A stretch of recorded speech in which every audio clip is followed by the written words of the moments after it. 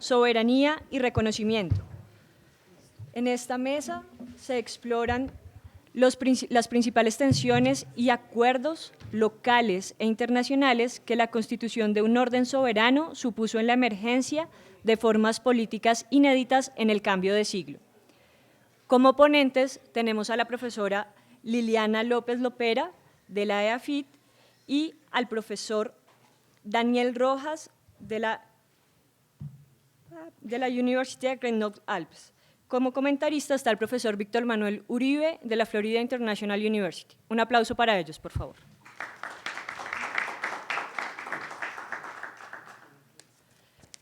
Damos inicio con la presentación de la profesora Liliana López, con su ponencia titulada Las dimensiones telúrica, emotiva y política de la nacionalidad, una aproximación histórico-conceptual.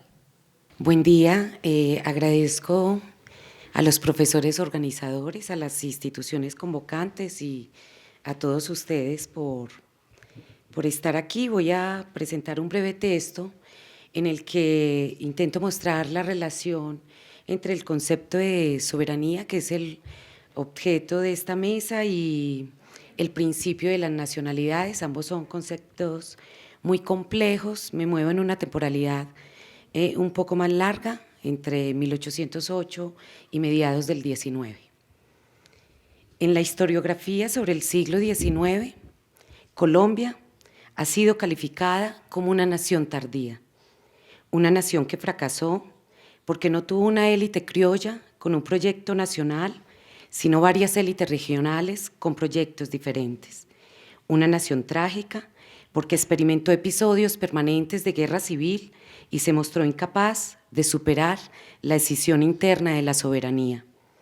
El largo y difícil camino recorrido por Colombia en su proceso de singularización y consolidación como nación y el desbarajuste existente entre las estructuras del Estado y la nación como forma de la comunidad política, contrasta sin embargo con la presencia discursiva, profusa y reiterada del objeto ideal nación que se plasma y nombra de múltiples modos en la retórica política de los dirigentes e intelectuales de la época. Por lo general, los conceptos políticos se basan solo parcialmente en estados de experiencia, pues ellos son, sobre todo, conceptos de expectativa que apuntan al todavía no, a lo no experimentado, a lo deseado e imaginado. Esto explica que la esperanza futura en una nación que se anhela y sueñe aumente proporcionalmente con la carencia de la experiencia de una nación compacta, robusta y bien definida. A menos nación compacta y unificada, más ideales de nación se requieren, o en otros términos, más retórica política, más invención de tradiciones nacionales y mayor cultivo de las virtudes patrióticas. Las nuevas lecturas sobre las guerras de independencia en Hispanoamérica indican que la identidad nacional en la América independiente fue un asunto muy complejo, poco evidente y tardío, pues para la época no existía la uniformidad etnocultural que se presupone como condición necesaria de unidad nacional y tampoco los fundamentos normativos que convierten a una sociedad en verdadera república. Es decir, además de la homogeneidad cultural y étnica, faltaba la unidad política, que supone una sociedad pacificada y dispuesta a formar en su seno un poder soberano que nadie considera hostil. De esta doble dificultad se deduce que el surgimiento de las naciones en Hispanoamérica no debe ser abordado desde el enfoque de las nacionalidades. Matizando esta idea, se puede afirmar que la imposibilidad de invocar un principio de nacionalidad con matiz etnocultural no significa que no exista un principio de nacionalidad. Habría sido difícil concebir una idea política de la nación que operara como síntesis de la búsqueda por la autodeterminación política si los patriotas criollos y libertadores no hubieran aprovechado el potencial revolucionario desatado por la crisis de la península ibérica en el año de 1808. Una vez la gran mayoría de las colonias hispanoamericanas logran su independencia y son reconocidas como naciones en el ámbito internacional, se registra el influjo del principio de las nacionalidades que estaba convulsionando a Europa. Sin embargo, los estados que aquí surgieron no fueron, como lo afirma François Javier Guerra, una necesaria derivación de naciones culturalmente diferenciadas, sino el resultado de un movimiento promotor de la unificación de poblaciones diferentes en un estado. Se trató de delimitar el territorio y definir la soberanía, la ciudadanía y el régimen de gobierno, y no de establecer fronteras étnicas o lingüísticas. La voz nacionalidad no alcanza la complejidad categorial ni el carácter polémico que posee el término de nación. No obstante, también pueden distinguirse en dicha categoría varios significados y usos que fueron habituales en el vocabulario político de la época.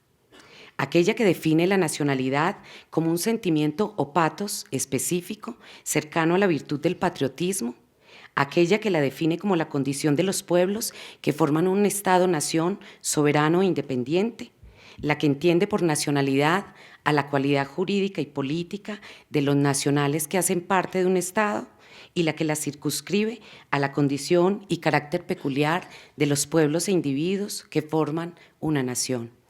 El propósito de este texto es justamente presentar algunos comentarios a los significados y novedades del concepto de nacionalidad que fue transmitido en la literatura de la época, señalando que muchos de estos significados amplían y subvierten las taxonomías ofrecidas en los estudios sobre el origen y fundamento de las naciones modernas. La dimensión telúrica de la nacionalidad o la tierra natal. En la obra titulada Derecho Público Interno de Colombia, José María Samper afirma que no se comprende la existencia de una nación sin un territorio propio, pues es destino del hombre el estar adherido a la tierra y tener una patria. Esta tierra es la patria material, la que sirve de medio, nutre y brinda un hogar fijo. En el otro extremo está la patria moral, la que exige esfuerzos y deberes de asociación. La radical dicotomía entre el ius soli y el ius sanguinis, derecho de suelo y derecho de sangre, puede resultar históricamente inexacta y ser sociológicamente engañosa, sobre todo para el caso de aquellas naciones nacidas de comunidades étnicas que se transforman gradualmente en comunidades políticas basadas en un territorio. No obstante, para el caso de la Colombia decimonónica, esta distinción resulta muy ilustrativa, pues el fundamento de la nacionalidad no estaba apoyado en una comunidad histórica de continuidad serial, ni en la afinidad o la descendencia biológica. En el vasto e inexplorado territorio de la nación colombiana había, como afirmaba Bolívar, pueblos distintos y etnias diferenciadas con muy pocas cosas en común, muchas sangres y mezclas de sangres y una gran diversidad de culturas. La nacionalidad granadina o colombiana se definió entonces desde una perspectiva política y territorial. Esto es, se asoció a la creencia de que un territorio compacto, robusto y bien definido, cuya propiedad podía autenticarse ante los propios y los extraños, así como una organización política cohesionada por principios republicanos, podían dar forma también a una nacionalidad compacta, robusta y bien definida. En la idea territorial de la nacionalidad interactúan tres perspectivas. La primera está compuesta por quienes creen que el clima, la geografía y la naturaleza física ejercen una influencia decisiva en la fisonomía y el carácter peculiar del pueblo colombiano. Salvador Camacho Roldán señalaba, por ejemplo, que la población aclimatada y poseedora de los secretos de la parte de la corteza terrestre que le ha tocado en patrimonio está arraigada y vinculada al suelo, no solo por la propiedad legal sobre él, sino por la naturaleza histórica de la tierra natal. En el sentido planteado por Camacho Roldán, la nación denota dos asuntos complementarios. Remite de un lado a una familia humana que toma posesión de un territorio, busca sustento en él y levanta hogares permanentes, y se refiere de otro lado a unos lugares de recuerdos compartidos y a unos hábitos moldeados por el clima, la cercanía a los ríos, las montañas o los valles. Desde esta perspectiva, la dimensión territorial es la que otorga el carácter peculiar a la nación y a los nacionales y posibilita su expresión como enteramente única, distinta y propia. La segunda perspectiva entiende la patria como la tierra de los antepasados y niega el derecho de conquista, el título legítimo de posesión o dominio sobre el suelo. Esta mirada apela a la permanencia ancestral de los reinos americanos en un mismo territorio y en consecuencia establece que la posesión sobre el suelo corresponde a los dueños legítimos del país. Desde esta perspectiva, la nacionalidad se define a través de las doctrinas del ius soli, la posesión in actu y el uti possidetis. Derecho de suelo y posesión material y legal nutren el relato patriótico de la gran usurpación, el cual había resultado muy eficaz para perfilar una primera imagen de la nación y para argumentar por la vía del ius soli el derecho a las justas armas durante la independencia. La tercera perspectiva trasciende este aspecto telúrico de la nacionalidad, desnaturalizando la idea de patria y enfatizando en el rostro político y la dimensión voluntarista de la nación.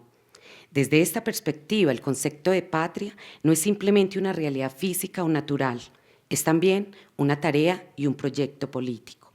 Considerada así, la patria entraña la esencia de la libertad del hombre, que incluye tanto la libertad del movimiento como el derecho a no estar sujeto a las raíces del suelo. Por extensión de sentido, la patria se entiende también como el lugar de las libertades y la fuente de identificación ciudadana. Así, en la literatura de la época se sustituye con bastante frecuencia la expresión latina ubi terra patrum ibi patria, en donde esté la tierra de los padres está la patria, por aquella otra que predica ubi libertas ibi patria. Allí donde esté la libertad está la patria. Esta idea se expresa en la época de una manera contundente. El esclavo habita en un territorio, pero no tiene patria. No puede darse ciertamente este dulce nombre al país en el que se nace si en él no se reconocen la dignidad y los derechos del hombre. La dimensión afectiva de la nacionalidad o el affectus patrius.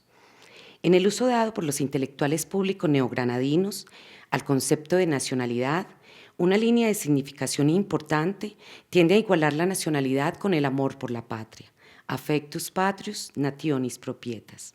El amor patriótico es una emoción fuerte que exige un cierto grado de parcialidad hacia unos individuos particulares, unos espacios geográficos específicos, una historia común y unos recuerdos compartidos, es decir, hacia los atributos específicos de la propia patria.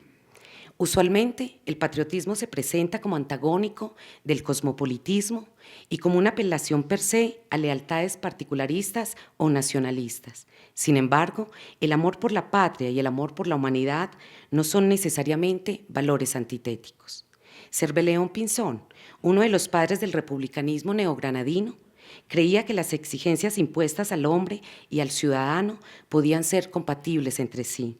Por eso afirmaba de manera concisa y categórica que entre la patria y la humanidad se encuentra una larga cadena de seres humanos cuya suerte debe interesarnos, aunque no los conozcamos, sean de la tez que fueren, tengan las creencias que tuvieren y opinen en lo político como opinaren o no opinen en modo alguno.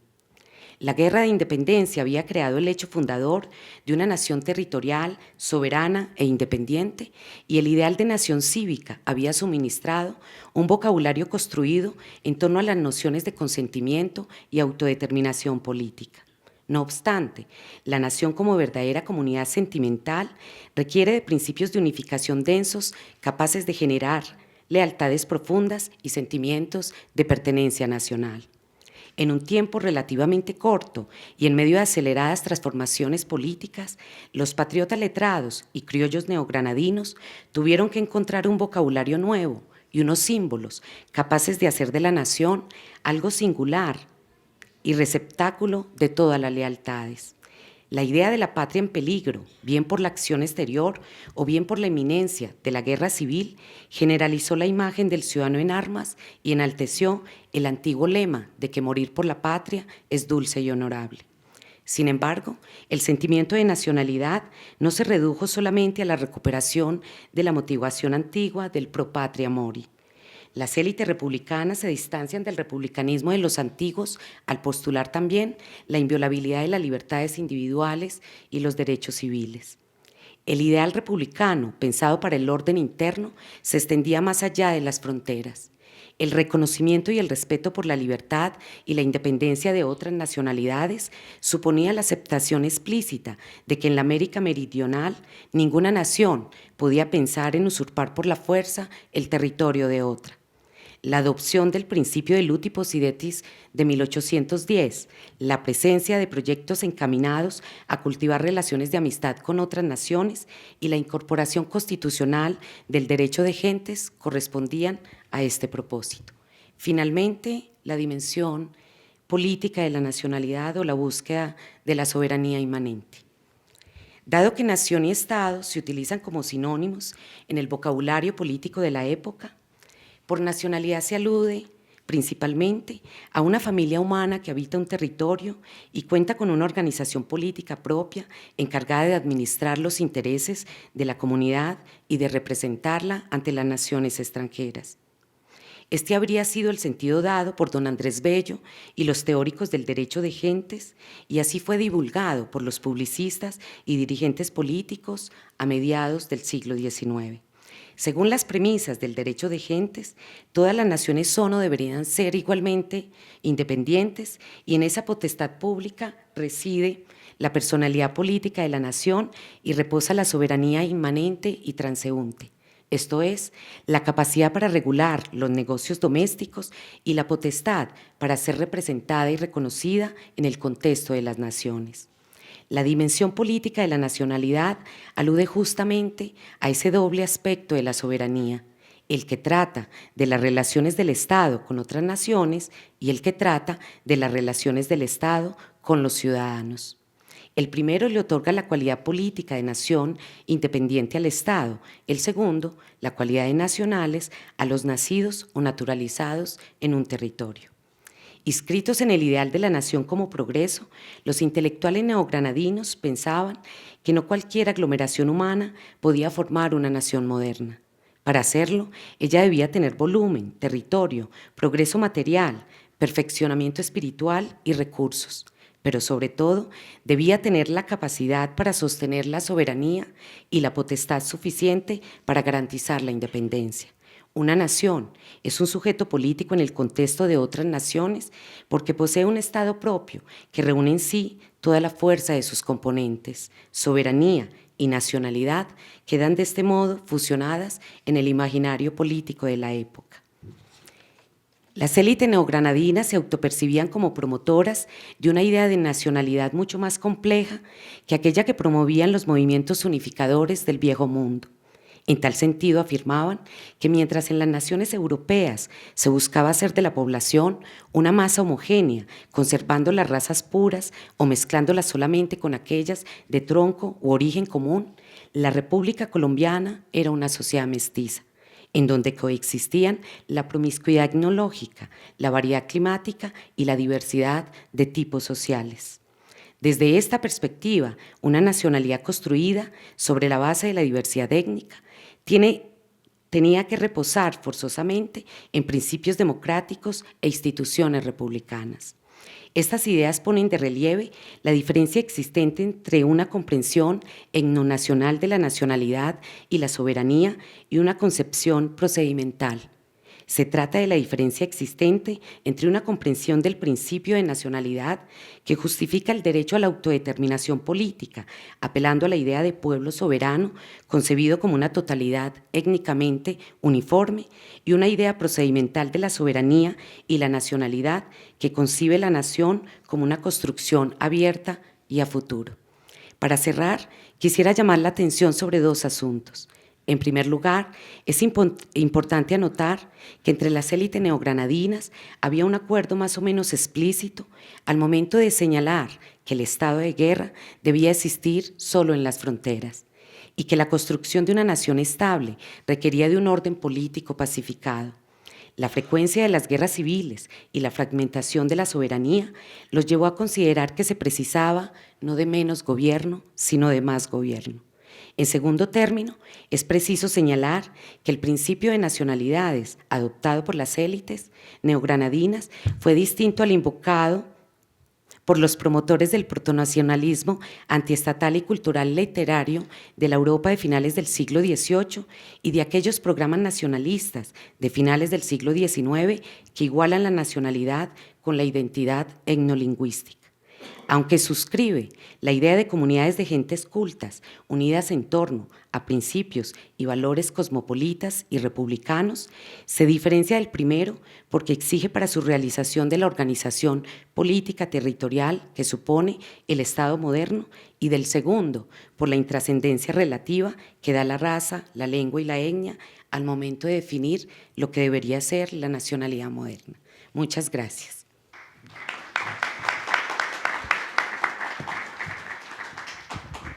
Muy juiciosa con el tiempo. Gracias, profesora Liliana. A continuación, Daniel Rojas con la ponencia titulada Fragmentación imperial, independencias latinoamericanas y doctrina contemporánea del reconocimiento internacional. Yo creo, no sé, creo que Bien, muchas gracias. Quisiera inicialmente agradecer al Ministerio de Europa y de Asuntos Extranjeros, a la Embajada de Francia en Colombia y a Julie Massal del Instituto Francés de Estudios Andinos por permitirme venir a compartir con ustedes estas ideas, tanto como a mis colegas de la Universidad del Rosario, de la Universidad Nacional y del Banco de la República, muy particularmente a el profesor Ortega por haberme extendido esta invitación. Bien, por diversas razones que quizás pueda comentar después, los historiadores de América Latina hemos tendido a subvalorar o a olvidar el impacto que tuvieron las independencias dentro del ordenamiento internacional del siglo XIX. Ese impacto no solamente fue perceptible en el conjunto de prácticas políticas y diplomáticas heredadas de la Ilustración del siglo XVIII, sino de manera más general en los principios de un pensamiento político y legal renovado por el impacto del republicanismo atlántico y el impacto del liberalismo. La tesis provocadora que quisiera compartir con ustedes es que las independencias latinoamericanas constituyeron el antecedente clave para entender la construcción de la práctica legal y de la nueva política de una doctrina del reconocimiento internacional.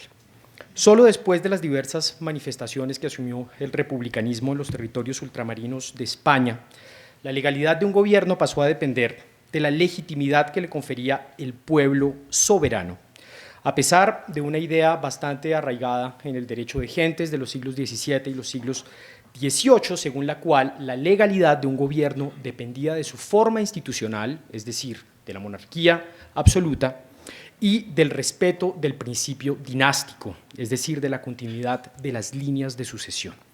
El significado de estos reconocimientos para la historia del derecho internacional solo es perceptible a través de una perspectiva transatlántica de largo plazo, capaz de situar al periodo independentista en un orden cronológico más amplio y que busque la particularidad latinoamericana en relación con las experiencias y las trayectorias históricas de Europa y los Estados Unidos.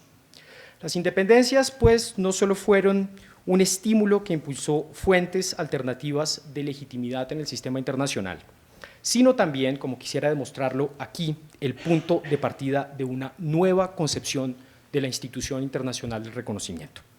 Quisiera, en primer lugar, referirme a los casos de Holanda, Portugal y los Estados Unidos para esclarecer una concepción particular de la soberanía que enfatiza que la continuidad con las estructuras políticas precedentes es la marca de la legalidad de un gobierno.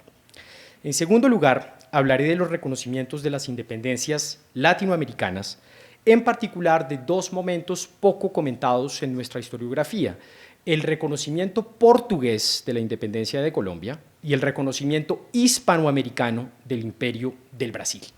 En tercer lugar, y para concluir, quisiera mencionar brevemente a las independencias de Grecia y Bélgica, pues a mi modo de ver, esos dos actos constituyen la prueba del impacto de los reconocimientos latinoamericanos en la política y la diplomacia intereuropeas del siglo XIX. Solo si tengo un poco más de tiempo, aunque lo dudo, me gustaría hablar también de la unidad italiana y alemana a mediados del siglo y finalmente del reconocimiento de Rumania, Serbia y Montenegro.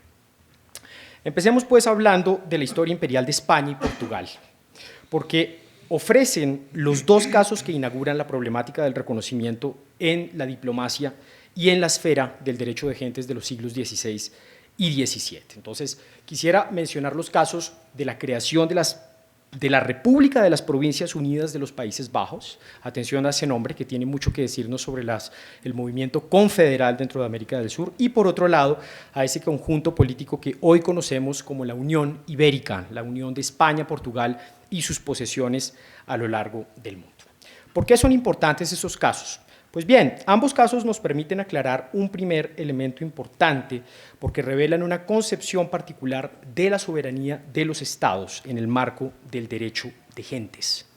En la política intereuropea, la fragmentación de una unidad soberana daba lugar a una situación excepcional que solo podía resolverse mediante la renuncia o la transferencia de los derechos del soberano anterior. La existencia legal de una nueva entidad independiente dependía de la continuidad establecida con el orden político interno de la comunidad precedente. Sin embargo, mientras no ocurriera una transferencia o una renuncia explícita de los derechos del soberano anterior, se creaba la pregunta de si terceros estados podían reconocer la soberanía e independencia de los territorios separados y si, sobre todo, dicho reconocimiento era válido a la luz de la normatividad de la época. El problema era particularmente perceptible en la recepción y en el envío de diplomáticos o de enviados extranjeros. El primer ejemplo es, pues, el de la República de las Provincias Unidas de los Países Bajos, que, como sabemos, fue el resultado de la separación de una serie de provincias protestantes opuestas al proyecto centralizador de Felipe II y que va a crear lo que en la historiografía moderna conocemos como la Guerra de los 80 años. Durante esta larga guerra se firmaron algunos armisticios con el emperador europeo, pero ninguna de las negociaciones dio lugar a pruebas suficientes para reconocer a Holanda como un Estado independiente. El gobierno de la República Holandesa envió representantes diplomáticos a prácticamente todas las cortes, pero ninguna de ellas les otorgó el título de excelencia, pues se suponía que ese título era un título reservado para los representantes de autoridades soberanas debidamente constituidas. Bien, en la práctica, no recibir los enviados holandeses con el título de excelencia equivalía simplemente a no reconocer la independencia de Holanda del Imperio Español. El segundo ejemplo es la disolución de la Unión Ibérica, o en otras palabras, la separación de España y Portugal de una misma comunidad política. Esa unión nació en 1580 y finalizó en 1640 con un golpe de una fracción de la nobleza portuguesa que se rebeló contra el emperador español. En los años posteriores, a partir de 1640, los aparatos diplomáticos españoles hacen hasta lo imposible para que los portugueses no sean recibidos como diplomáticos ante las otras cortes europeas. En la práctica, durante casi 20 años, Portugal, tras su creación, en 1640, tras su separación de España, tiene un estatuto legal completamente ambivalente. La independencia de los Estados Unidos vuelve a poner en el centro de los debates del derecho de gentes el problema del reconocimiento internacional. Ansiosa por contrarrestar al sempiterno adversario británico, Francia reconoce en 1778 la soberanía de los Estados Unidos.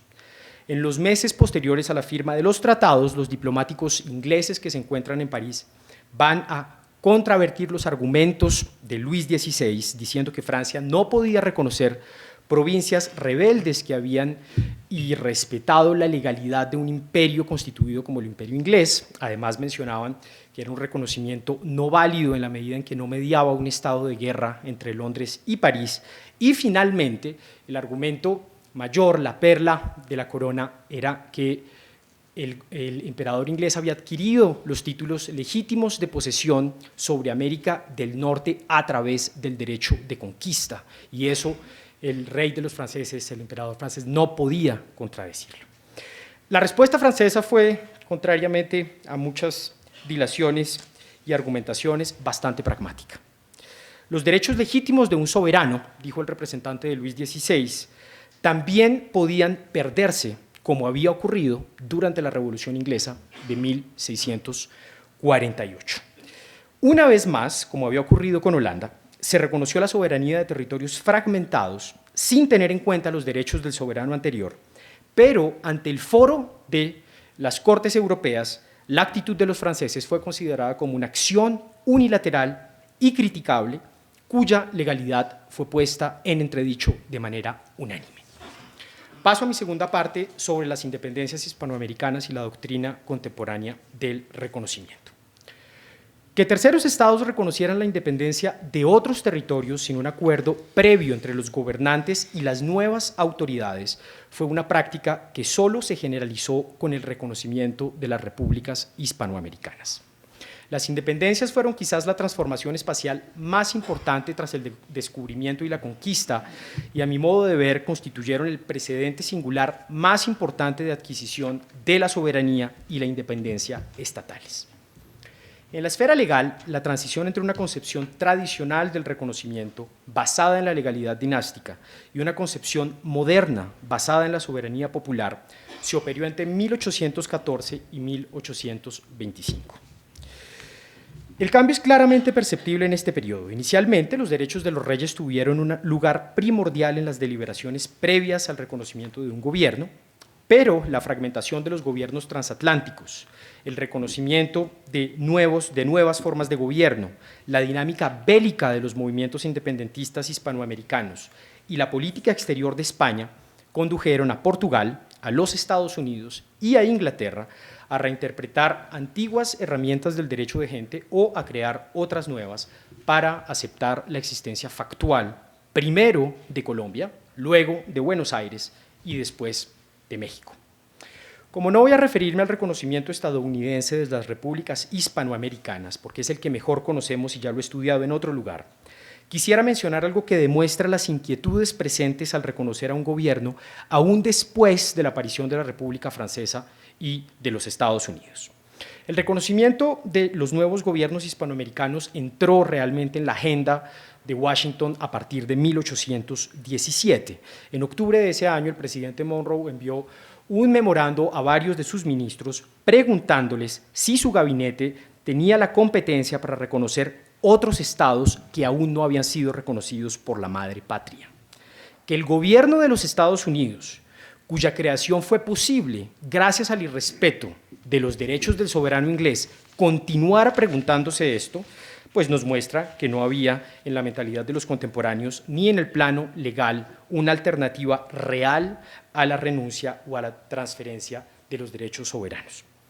Permítanme ahora referirme al reconocimiento portugués, porque en términos cronológicos, este reconocimiento precede el de la corona inglesa y el de los Estados Unidos. El de la corona portuguesa se realizó en abril de 1821, en los días previos al regreso del rey João VI a Europa.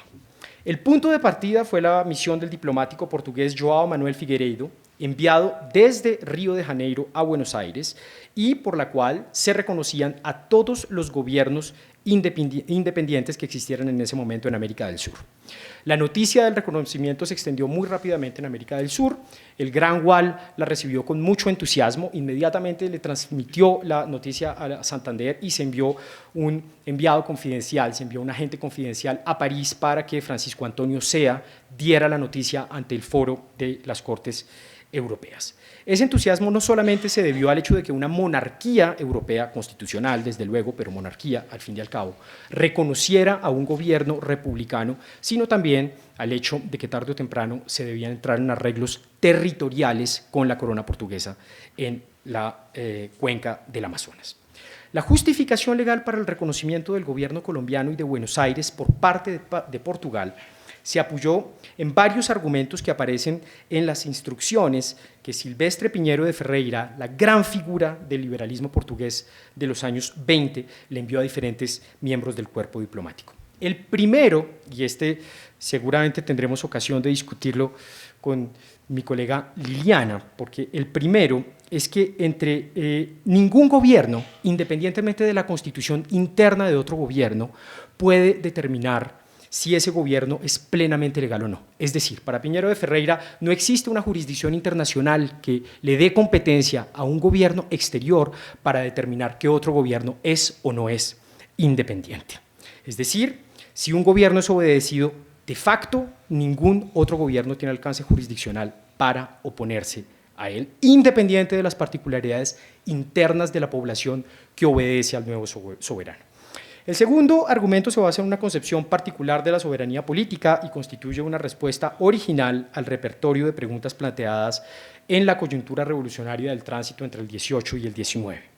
Si Portugal reconocía a los nuevos gobiernos instalados en América del Sur, era porque los pueblos y las provincias, es decir, las comunidades de base de las monarquías ibéricas, habían vuelto a asumir el derecho inalienable de someterse a la autoridad de quienes las gobernaban con rectitud y justicia. La autoridad de cualquier gobernante estaba restringida por las leyes e irrespetarlas conducía a la ruptura del pacto entre la nación y el soberano. En la medida en que el rey español había cometido actos de tiranía al violar los derechos fundamentales de los reinos de América, la soberanía regresaba a las comunidades de base y, por lo tanto, eso justificaba la legalidad del reconocimiento portugués. Hablemos ahora del reconocimiento hispanoamericano del Imperio brasileño, que, como los demás reconocimientos recíprocos de los diferentes gobiernos suramericanos, se realizó en virtud de su existencia factual y de la obediencia del pueblo soberano. La misión a América Meridional de Joaquín Mosquera y Arboleda, enviada por Gual, Santander y Bolívar, fue la primera muestra concreta de una nueva práctica del reconocimiento en esta parte del mundo. Es bien sabido que el reconocimiento del Brasil fue el resultado de una negociación entre el nuevo gobierno independiente presidido por Pedro I, por Portugal, Inglaterra y Austria. En esa negociación se estipulaba claramente la renuncia y la transferencia de los derechos de soberanía de Juan VI a su hijo, y en esa medida se respetaba el principio de transmisión dinástica defendida por los representantes del derecho de gentes. Sin embargo, lo que resulta revelador es que al examinar la documentación de los archivos brasileros, ingleses y austriacos, es evidente que la opción de hacerse reconocer por las Cortes europeas sin que existiera un acuerdo con Portugal ya había sido contemplada por don Pedro y por varios de sus ministros tras el recibimiento de Manuel Torres en 1822 en Washington. El nombre de Manuel Torres va a aparecer una y otra vez en la correspondencia privada entre el ministro de Asuntos Extranjeros de don Pedro y las diferentes legaciones diplomáticas que se encuentran en los Estados Unidos y en Europa. Esa postura es clave. No voy a detenerme en las particularidades de esas instrucciones, pero hay dos personajes, que son el marqués de Itabayana y el marqués de Barbacena, que van a jugar en los dos registros: el reconocimiento de facto basado en la aceptación popular de un gobierno y el reconocimiento a través de la legitimidad dinástica.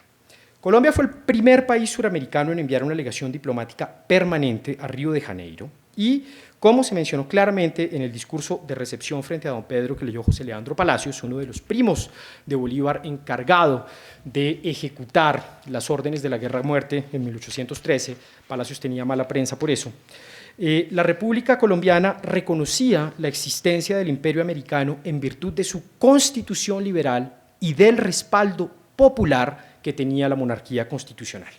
Las legaciones de Perú y Bolivia también reconocieron al Brasil en virtud de esos mismos principios, a pesar de la postura radicalmente opuesta del príncipe de Metternich desde Viena, para quien la única forma de gobierno legítima era la monarquía absoluta. En las obras de derecho internacional escritas a partir de la década de 1830, ya no surgen dudas sobre el reconocimiento de la independencia de los territorios que aún no han sido reconocidos como tales por sus gobernantes. Una cita particularmente interesante es la de los principios del derecho internacional de Andrés Bello. Cito: en caso de una separación violenta de una nación y de establecimiento de estados independientes de una o de más provincias constituyentes, se establece que otras naciones están obligadas a respetar los derechos de la primera nación, negándose a tratar con los rebeldes.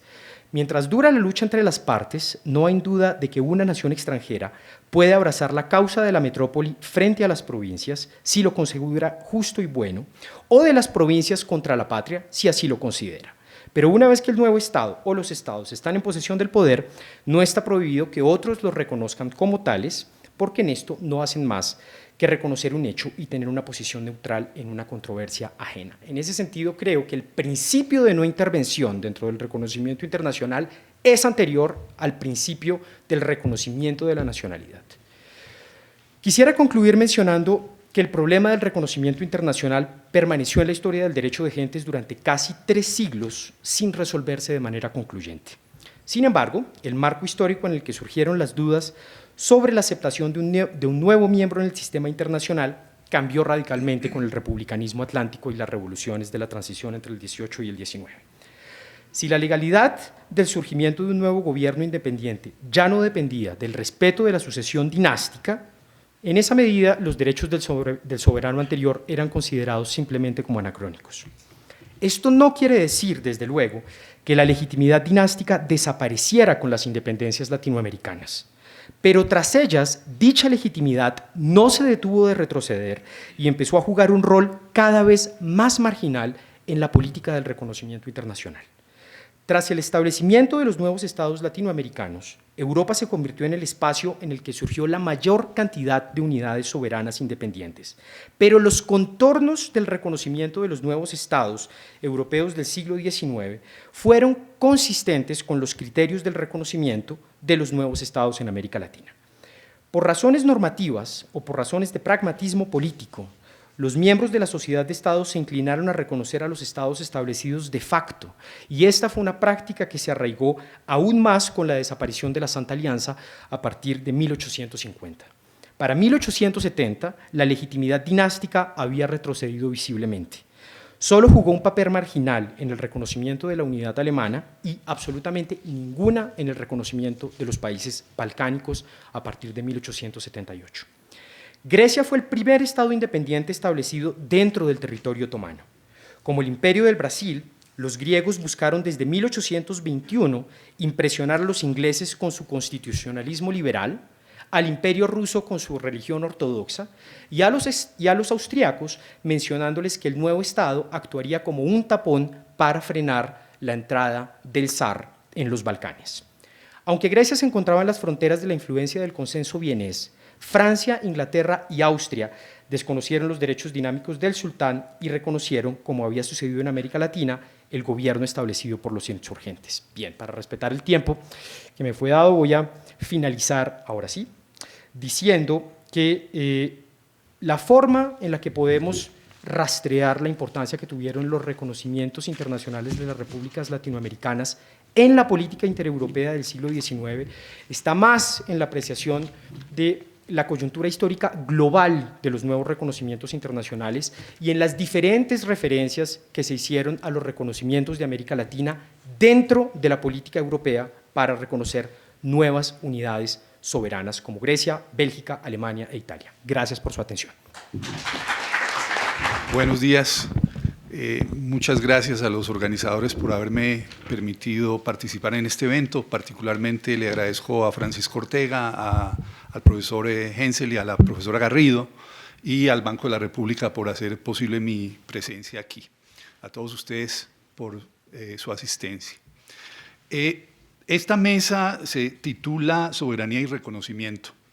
Y en realidad debería titularse algo así como Nación, Nacionalidad, Soberanía y Reconocimiento, porque en realidad hay 2 componentes distintos dentro de la mesa.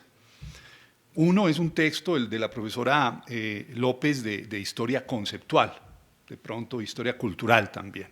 El otro, el del profesor García, es un texto de historia, del profesor Rojas es un texto de historia del derecho y de historia política. Los 2 textos son revisionistas.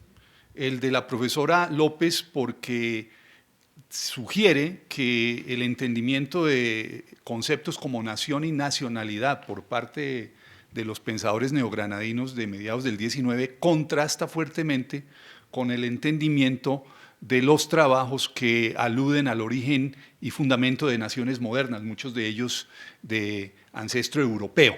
Y lo que ella dice, y su tesis fundamental, es que los neogranadinos, en su manera de entender la nación y la nacionalidad, subvierten y amplían la manera en que muchos de los pensadores europeos hacen referencia a lo que es nación y nacionalidad. El del profesor Rojas es revisionista porque él sugiere que lo que sucedió con la independencia hispanoamericana de alguna manera produjo una ruptura en la forma en que se entendía el reconocimiento de nuevas entidades políticas, de nuevas entidades soberanas, y plantea, al mirar 3 momentos distintos, cómo es que se puede ilustrar esa ruptura. Entonces, se trata de nuevo de 2 textos bastante revisionistas. Y una cosa adicional que es importante en los 2 textos es que son textos que tienen una enorme riqueza comparativa.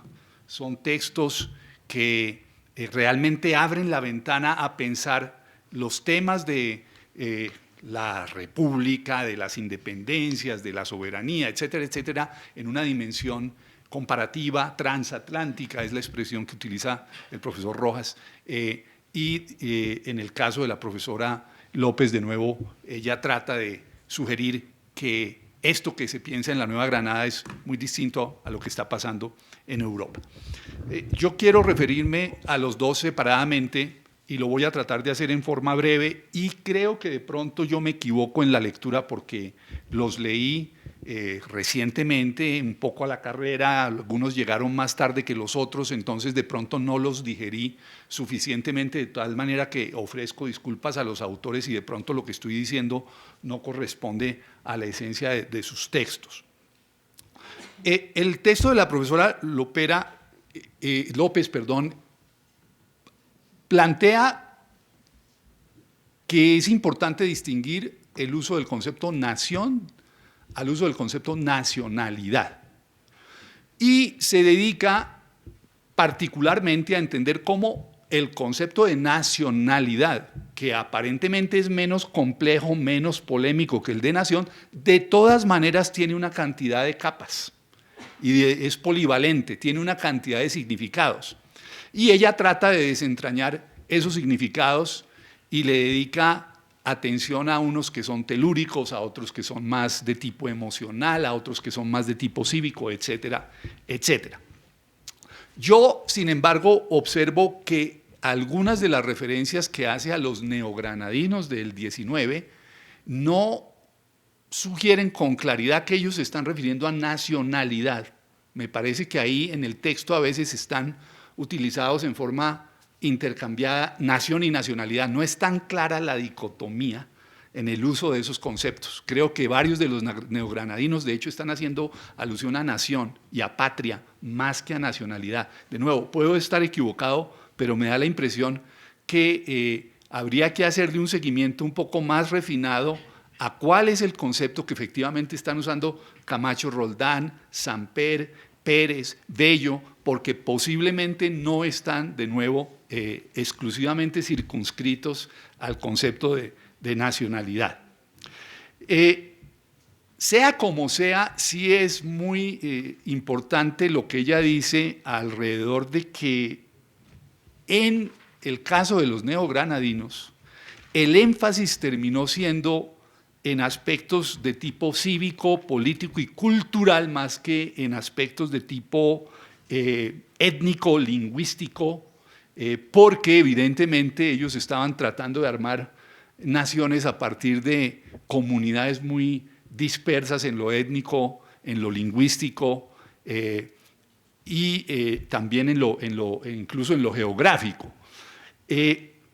Y precisamente por la centralidad que tuvieron esos elementos cívicos, políticos, conceptuales, más que los otros elementos étnicos, etcétera, etcétera, me pareció que la ausencia de un texto en el trabajo de la profesora López es notable, y me refiero al texto de Hans Joachim König, que es un texto que realmente empata muy de cerca con lo que la profesora López está diciendo, porque en ese trabajo, El camino hacia la nación, nacionalismo en el proceso de formación del Estado y la nación de la Nueva Granada, König se detiene precisamente acerca del uso de los conceptos de Estado, nación, nacionalismo, en un sentido más amplio que el de identidad nacional, Y concluye algo muy parecido a lo que usted está concluyendo, y es que en historia no se puede aplicar conceptos abstractos que definen la nación según características objetivas, unificadoras, como por ejemplo idioma,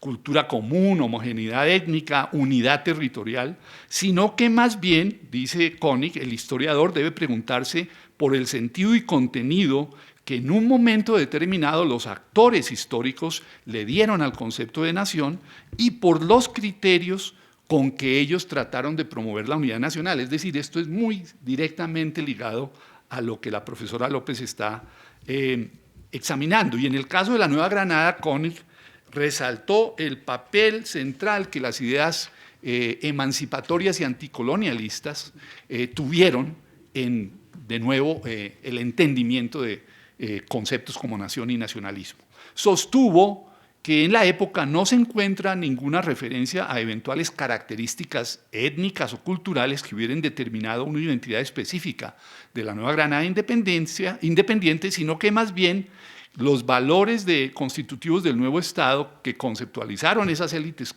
criollas a las que se refiere la profesora López, acentuaron ideales políticos de libertad e igualdad que marcaban la diferencia radical entre el antiguo estatus colonial y el nuevo estatus independiente, y que de esa manera contribuyeron de nuevo a como forjar un cierto sentido de unidad. Koenig señala cómo el nacionalismo libertario dio origen a una serie de metáforas y símbolos que debían representar gráficamente los valores ideales del nuevo Estado y que tenían por objeto movilizar a los habitantes del país y superar así los problemas de integración, identificación y reconocimiento. Él está usando unas categorías funcionalistas, digamos, el texto de Koenig es un texto funcionalista, mecanicista, no es realmente lo más avant-garde que uno puede encontrar, pero sin embargo me parece que es interesante como establecer un diálogo con por lo menos esa historiografía.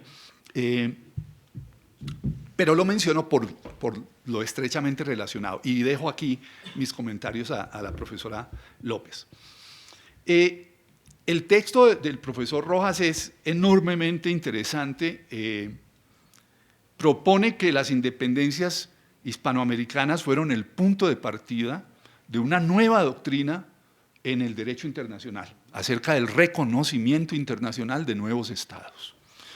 Esas independencias permitieron el tránsito de una concepción tradicional, él utiliza esa categoría del reconocimiento, basada en la legislación dinástica, hacia una nueva concepción que él llama concepción moderna, basada en la soberanía popular, y esto se produjo, según él lo explica, entre 1814 y 1825. Ese es como el marco temporal donde él sitúa su reflexión, aunque evidentemente lo que él propone es de largo plazo y por eso él se remite a procesos de siglo XVI, siglo XVII, siglo XVIII, y estoy seguro que hubiera podido continuar con procesos de la segunda mitad del siglo XIX.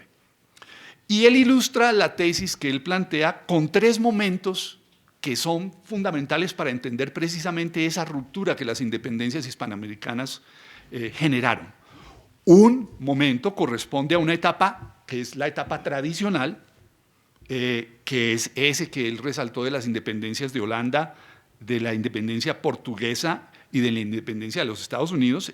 En estas tres situaciones el reconocimiento de las nuevas entidades políticas se vio obstaculizado precisamente por una concepción tradicional conforme a la cual debía existir algún tipo de transferencia o renuncia de los derechos de soberanía anterior. Y luego él pasa al momento hispanoamericano, que ese es el momento de ruptura del periodo 14 al 25, en donde, mirando el caso de las independencias hispanoamericanas y el caso de la independencia del Imperio de Brasil, se produce ahora, de una manera muy diferente al pasado, un reconocimiento de nuevas entidades que tiene que ver con que se apoyan estas nuevas entidades en la soberanía popular, de tal manera que el principio legitimador ahora ya no es continuidad con un sistema anterior dinástico, sino es apoyo en un nuevo principio de soberanía, que es el de la soberanía popular. Y el tercer momento es un momento que se da en la década del 30, en donde ya lo que pasa es que esta ruptura que Hispanoamérica propició se extiende al continente europeo, y por eso los casos de Grecia y de Bélgica ilustran que también los europeos empezaron a reconocer nuevas entidades basadas en criterios muy distintos a los que habían predominado anteriormente. Que las constituciones liberales y el respaldo popular que caracterizaron las independencias hispanoamericanas dieran origen a un nuevo principio legitimador en el derecho internacional del reconocimiento de entidades políticas es sumamente novedoso y me parece a mí fascinante.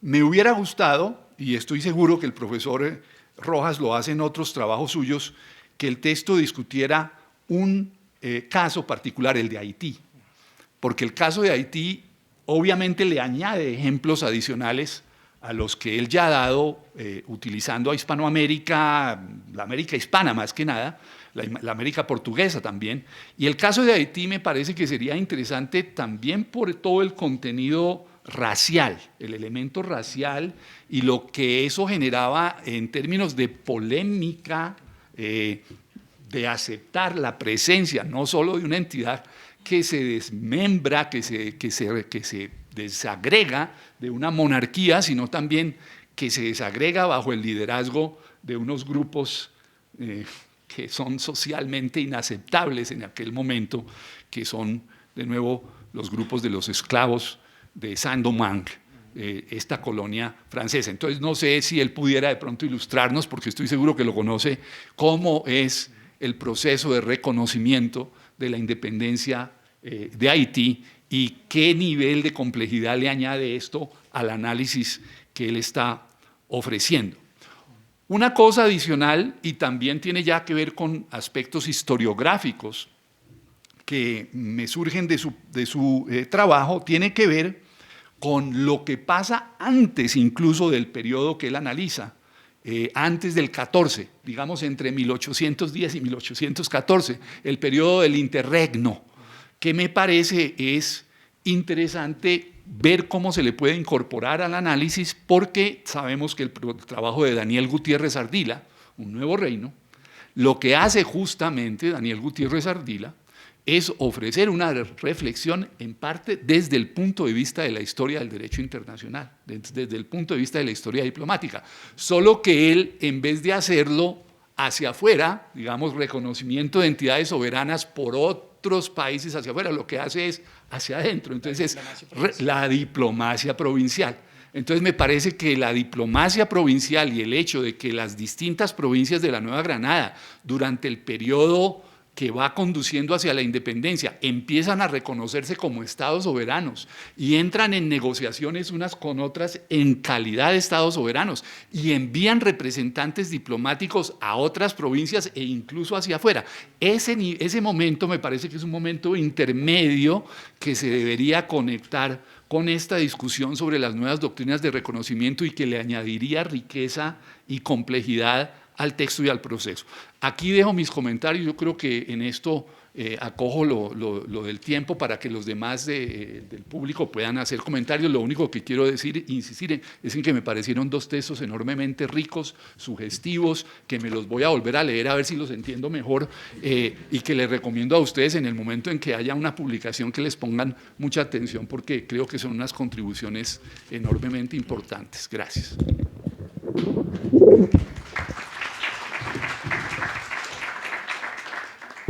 Empiezo yo no me voy a demorar. Bueno, primero que todo agradezco al profesor por la generosidad y por la lectura tan juiciosa. No me voy a demorar porque veo que Daniel tiene más preguntas para darle espacio. Quiero señalar simplemente tres cosas. En efecto, hay una distinción muy grande entre el concepto de nación y el de nacionalidad, y sobre todo el principio de nacionalidades, que fue el que yo intenté abordar porque me parecía más cercano al concepto de soberanía tanto interna o inmanente como soberanía internacional.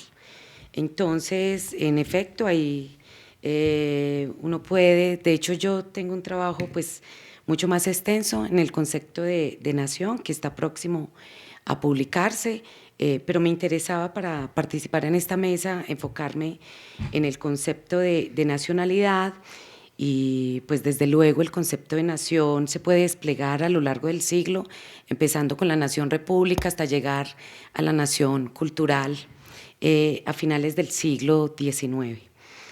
El profesor tiene razón en que quizás no está precisado de la mejor manera la forma como los intelectuales abordan el término nacionalidad. Y que quizás aparece mucho más el término nación que el de nacionalidad. Hay dos textos muy bellos que se los recomiendo. Uno es el de Salvador Camacho Roldán, que se conoce en la historiografía colombiana como inaugural de la Cátedra de Sociología en la Universidad Nacional, pero ese texto realmente responde a la pregunta ¿qué es una nacionalidad? Casi siempre cuando los actores se preguntan qué es una nacionalidad, pues inmediatamente empiezan a desplegar qué es lo que se entiende por nación. Eso por un lado. El otro texto muy bello es un texto de Miguel Antonio Caro. Miguel Antonio Caro creó a finales del siglo un concepto que es muy particular de Colombia y lo llamó la nacionalidad literaria, con la búsqueda de crear una comunidad supranacional de los hispanoparlantes en América. Entonces, con esto quiero decir que a través del concepto de nacionalidad o del principio de nacionalidades se puede abordar el término de nación. En efecto, el texto de Koning no está citado. Yo realmente cité muy poco en este texto por las exigencias respecto al espacio, pero este es un texto que conozco, que valoro mucho. De hecho, estoy de acuerdo con las tres fases que propone Koning. Solo hay algo en lo que no estoy de acuerdo, pero esa no es la razón por la que no esté. Yo creo que es anacrónico hablar del concepto de nacionalismo para referirse al siglo XIX colombiano e hispanoamericano. Este es un término de finales del siglo XIX y comienzos del XX, pero sin lugar a dudas es un texto muy importante y en otros trabajos lo tengo referenciado. Y finalmente me hacen una pregunta sobre qué precede. Hay una discusión, ¿qué es lo que precede la nación al Estado, el Estado a la nación? Yo comparto la postura de François Javier Guerra, de que en este país y en general en Hispanoamérica el Estado precede a la nación y digamos que la nación como una entidad homogénea, unificada, es una entidad tardía de finales del siglo XIX cuando se ponen a prueba todas las formas de objetivación nacional, la Universidad Nacional, la Biblioteca Nacional, la moneda, la codificación nacional.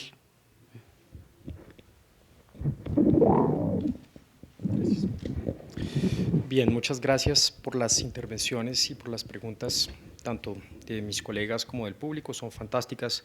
Espero no defraudarlos porque estoy seguro que no voy a poderlas responder exhaustivamente. Empecemos con los comentarios de mi colega Urán. Haití, desde luego, referencia esencial, no solamente para pensar el problema del reconocimiento internacional en sí, sino también para empezar desde esta fecha bicentenaria a incluir dentro de las cronologías de nuestra propia independencia la experiencia haitiana, porque es fundamental, no solamente desde el punto de vista de la legitimidad política que le confiere la Primera República de Esclavos al resto de movimientos independentistas. Yo recuerdo mucho un texto de David Bushnell en el que él decía que la gran revolución social es la independencia de Haití. Después hay revoluciones e independencias que tienen una gran importancia militar y política, pero la gran transformación social es la independencia de Haití. Quisiera referirme brevemente al gran desencuentro y a la espina en el corazón con la que muere Simón Bolívar respecto del reconocimiento de la República Haitiana, porque la deuda moral y militar es evidente con Pétion, pero Francia va muy rápidamente a hacerle saber a Bolívar que en el momento en el que se envíe una delegación diplomática van a correr el riesgo de una invasión en la costa del Caribe colombiano. Así de simple. Entonces, ese es el gran desencuentro que va a tener Bolívar con Haití. Haití no es reconocido como república independiente en los años, la documentación que yo conozco, al menos hasta 1840, no hay una legación colombiana que vaya a Haití. Sería maravilloso tener un trabajo sobre las relaciones diplomáticas entre los dos países. Pero el problema con el reconocimiento de Haití también va a plantear un problema más amplio, que es el que tiene que ver con la tesis de que para poder reconocer un Estado existe un estándar civilizatorio que tiene que ver con el componente étnico de su propia población. Sin embargo, aquí tenemos un personaje maravilloso que va a deshacer esa tesis de una sola cachetada, que es el gran Pedro Gual, nuestro gran venezolano Pedro Gual, porque Gual va a decir, bueno, si aceptamos esta tesis, tenemos que hacerla valer para el conjunto de los principios del derecho de gentes. Y en esa medida tendríamos también que considerar, y esto es lo que va a decirle Gual a Santander en una carta, tendríamos que considerar que el imperio inglés no solamente tiene gentlemen y tories, sino también tiene posesiones en otras partes del mundo, y esas posesiones no solamente tienen personas que obedecen a Inglaterra como un protectorado, sino también nativos indígenas que se supone que son súbditos del soberano inglés. Entonces, en esa medida, muy rápidamente la discusión va a existir sobre el componente racial del componente étnico, pero se va a cortar muy rápidamente, y yo creo que la escogencia tanto de los diplomáticos ingleses como de los diplomáticos en los Estados Unidos es no tocar la cuestión de la configuración racial interna. ¿Por qué? Porque al tocar el problema de la configuración racial interna vamos a entrar al problema espinoso también de la política abolicionista, de las repúblicas hispanoamericanas. Y ese es un tema que va a tener una importancia particularmente grande en el inicio de nuestras relaciones con el Brasil. Es un tema importante, sobre todo por lo que tiene que ver con la prohibición de la trata negrera a partir de 1825. Brasil va a hacer una gran cantidad de piruetas para continuar con la trata negrera, pero eso sí, bueno, la esclavitud como institución doméstica no va a desaparecer en el Brasil. Lo que tiene que ver con el fenómeno de la diplomacia provincial, quizás pueda complementarse la tesis de la diplomacia provincial con otra idea, y es que cada vez que existe una disolución imperial, la idea de internalidad y de externalidad de la comunidad política queda sin piso, se deshace. Es decir, en el caso de la disolución de la Unión Soviética, no vamos a tener un fenómeno de diplomacia interprovincial, pero muy rápidamente las diferentes repúblicas que constituían a la Unión Soviética también van a intentar establecer vínculos diplomáticos. Al fin de la Primera Guerra Mundial, con la caída del Imperio Otomano, también va a existir un fenómeno similar. Entonces, aquí el problema podemos considerar la soberanía solamente desde el punto de vista interno, lo que yo creo que ha sido la inclinación de buena parte de la historia política y administrativa de los estados latinoamericanos, pero dejamos por fuera el componente externo de esa soberanía, que es el que va a explicar muchos de los problemas. Y finalmente, bueno, el periodo, ya he mencionado lo de la cuestión racial, creo que de alguna manera lo del periodo del interregno ilustra bastante bien este problema de saber dónde está la soberanía, ¿qué son los derechos soberanos? ¿Está la soberanía en la relación entre la nación y el rey? ¿O es la soberanía un componente único del rey? ¿O es la soberanía un componente único de la nación? Bueno, toda esta es la gran multiplicidad de preguntas. 2 minutos para responder las 5 preguntas que tengo, entonces no voy a poder responderlas todas, pero simplemente los invito a que discutamos en la pausa del café. Voy a favorecer 3, bueno, no creo, ¿cuánto tiempo tengo para responder las preguntas? 1 minuto. Entonces, 1 minuto. Solamente quiero decir algo muy breve. El derecho de gentes me parece la pregunta esencial, y les invito a las otras 3 personas que me hicieron las otras preguntas, porque son mucho más complejas, a que las discutamos en el café. ¿Qué es el derecho de gentes? Pregunta esencial. El derecho de gentes es un cuerpo normativo constituido a través de obras clásicas de tratadistas internacionales que rige las relaciones entre los soberanos. Muy importante tener en cuenta esta distinción entre soberano y Estado. No estamos hablando del derecho internacional que va a regir las relaciones entre los Estados y entre otros componentes de los Estados, sino el derecho de gentes es sobre todo la relación entre los soberanos. ¿Por qué es importante hacer esa distinción? Porque el derecho de gentes también puede regir las relaciones entre subsoberanos de comunidades políticas más grandes, como era el caso del Imperio Romano-Germánico, que estaba concentrado en la figura de un solo emperador, pero que tenía diferentes soberanos en su interior. Entonces, eso es lo que les puedo decir hasta este momento. Gracias.